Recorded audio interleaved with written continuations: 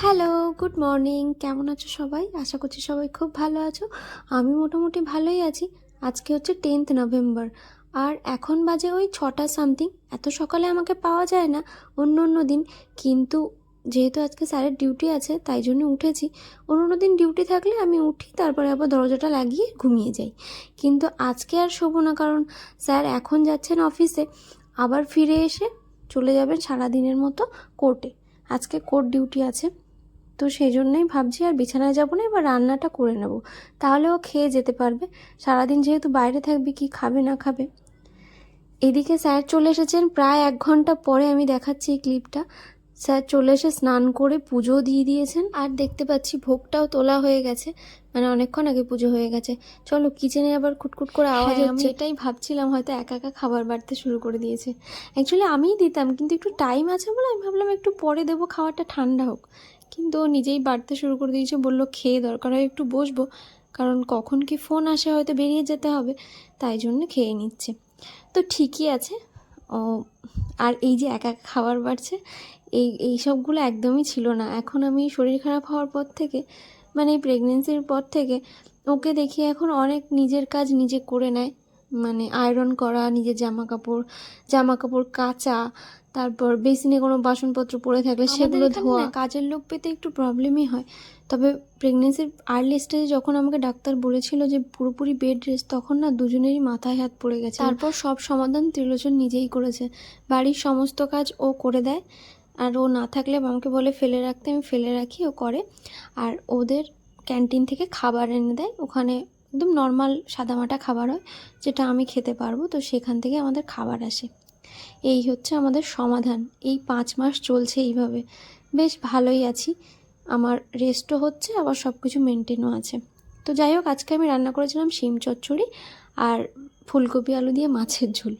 আজকে আর আমরা ক্যান্টিন থেকে মিল নিচ্ছি না, কারণ ওর এখন এই সকালবেলাতেই ভাতের দরকার, তো তাই জন্য আমি একটা দিন রান্না করে নিয়েছি। এরকম একটা দুটো দিন তো ম্যানেজ করা যায়, যেদিন আমাদের খেতে ইচ্ছে করে মাংস বা অন্য কিছু, সেই দিনও আমরা মিলটা বারণ করে দিই, সেদিন আমি রান্না করি জাস্ট। এরকম করেই চলছে, বেশ ভালোই আছে। এতদিন অনেক টেনশানে ছিলাম যে কিভাবে দিন কাটবে, কিন্তু দেখো, উপরওয়ালা চাইলে সব সব সুন্দরভাবে কেটে যায়। তো যাই হোক, কালকে রাত্রে না আমি ড্রাই ফ্রুটস ভেজাতে ভুলে গেছিলাম। ত্রিলোচনকে রান্নাবান্না করে গুছিয়ে দেওয়ার পর আমি একটু ফ্রি হয়েছি আমার দিকে নজর দেওয়ার। এখনও পর্যন্ত সকাল থেকে আমি কিচ্ছু খাইনি। তো এসে দেখছি ড্রাই ফ্রুটস, সকালে যে ড্রাই ফ্রুটসটা নিই, এসে দেখছি সেটাও ভেজাইনি। তো এখন ভাবছি ভিজিয়ে দিই, সারাদিনের মধ্যে ভিজে গেলে খেয়ে নেব। আর আমার সকালে থাইরয়েডের ওষুধ থাকে, সেটাও দেখছি খাইনি আমি।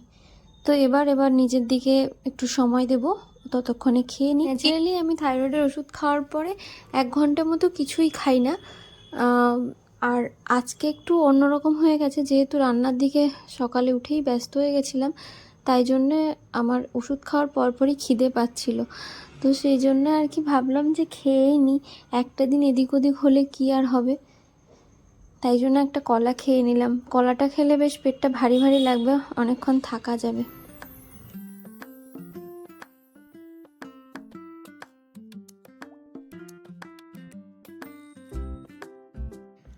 এই যে খাওয়া দাওয়া কমপ্লিট করে ইউনিফর্ম পরে স্যার এখন বসে আছেন, কতক্ষণে অফিস থেকে কল আসবে, তারপর উনি বেরোবেন।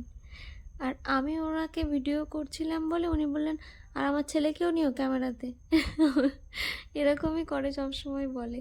তো যাই হোক, আর আমি এদিকে দেখো রান্নাবান্না করে আবার উল্টে পড়ে গেছি বিছানায়। একটু কাজ করলেই মনে হয় একটু রেস্ট করি, অনেকক্ষণ রেস্ট করি এটা মনে হয়। তো যাই হোক, আলটিমেটলি কল এসে গেছে এবং উনি বেরিয়ে যাচ্ছেন। এই যে বেরোচ্ছেন, সারা দিন আমি পুরো বেকার লাগে, আমার ভীষণ বোর হই যেদিন পুরোটা দিন এবং রাত্রে সেই 10টা 11টার সময় বাড়ি আসে, সেদিন বেকার লাগে আমার পুরো সারাদিন, খুব বোকা বোকা লাগে রুমের মধ্যে।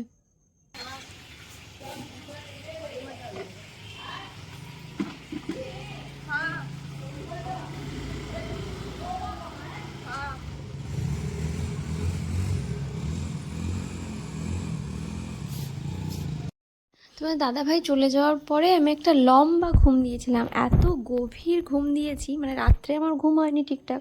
তারপর সকাল থেকে উঠে তো একটু আধটু কাজ পড়েছি, যেটা আমার এই সময় আমি করি না, বললাম ন্যাচারালি আমি অন্যদিন খাবার বাইরে থেকেই আসে আমাদের, তো তো একটু কাজ পড়েছে, তাতে করে এত গভীর ঘুম হয়েছে যে আমার ঘুম ভেঙেছে 12:30টার দিকে। তারপরে স্নান করে একটা ডিম সিদ্ধ করেছি, এখন বাজে 1:22। এখন খাচ্ছি আমি সকালে অন্য দিন যে খাবার খাই সেটা, মানে ড্রাই ফ্রুটস, ডিম সিদ্ধ এগুলো। তো জানি না লাঞ্চও আমার কখন হবে, তাই ভাবছি এর পরপরই, মানে আধা ঘন্টা 1 ঘন্টা পরেই আমি কোনোইটা দেখাচ্ছিলাম না। আজকে ক্যাচরার গাড়ি এসেছিল আর আমি একটু তাড়াতাড়ি মানে স্পিডে নামতে গেছিলাম উপর থেকে, গিয়ে ঘষা লেগে আমার কোনোইটা গেছে কেটে। আর শীতকালে তো টান পড়ছে, প্রচণ্ড লাগছে। ভাবছি একটা ব্যান্ডেড লাগাবো, কিন্তু ব্যান্ডেড খুঁজে পাচ্ছি না। আমি কত মজা করে খাচ্ছি দেখো। আমার আজকাল খেতে এত ভালো লাগছে কেন জানি না। পুচকু এখন 5 মাস, আমি মোটা হয়ে গেছি, আমার পেটও মোটা হয়ে গেছে। তো এখন জানি না, যে কোনো খাবারই খুব মজা করে খাই, যেটা আগে একদমই খেতাম না। আর ওয়েটও গেইন হচ্ছে প্রচুর, কী আর করা যাবে বলো। এখন খাওয়া দাওয়া তো আর কন্ট্রোল করা যাবে না। চলো এটা খেয়ে নিই, তারপর কি করছি আসছি আবার পরের আপডেট নিয়ে।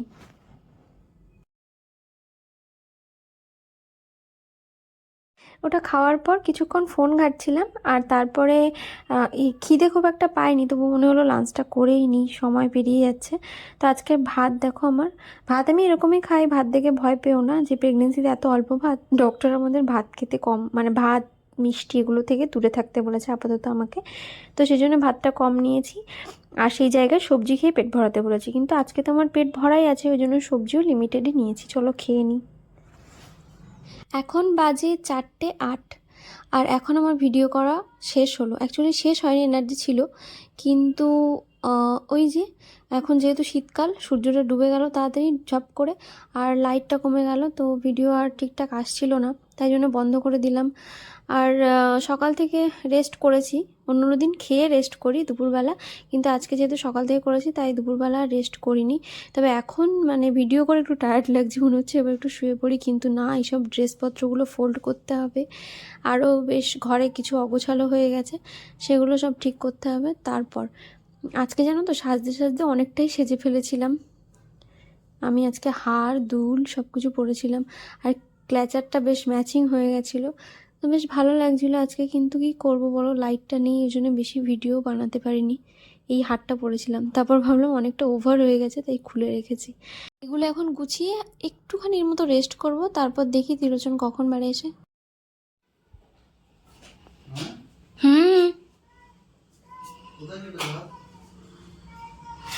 তুমি কখন এলে? 8টা বাজে এখন। হাত কেটেছি বলতে, হাতটা ওই তোমার ঘষা খেয়ে গেছে কনুইয়ে। কনুই এইখানে দেওয়ালে, তখন ক্যাচড়া ফেলতে দৌড়াচ্ছিলাম। আরে বারবার ঘষা খাচ্ছে, অস্বস্তি হচ্ছে।